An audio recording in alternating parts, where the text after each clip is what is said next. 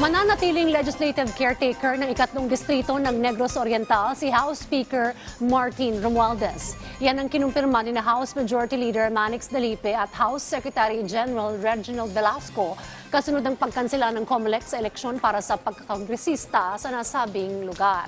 Matandaang nabakante ang posisyong ito nang mapatalsik sa pwesto si dating Congressman Arnie Teves. Sabi ni Sec. Gen. Velasco, mahalaga ang tungkulin ni Speaker Romualdez bilang caretaker at kumpiyansa silang magagampanan niya itong mabuti.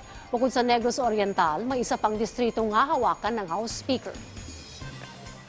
Consultation with the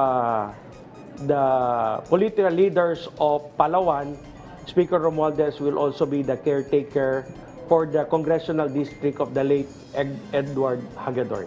Well, like a father, no?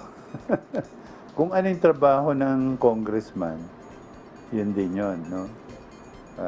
That means yung mga projects, yung mga kailangan ng mga constituents, the caretaker has to agree as to be dedicated to the service of the constituents.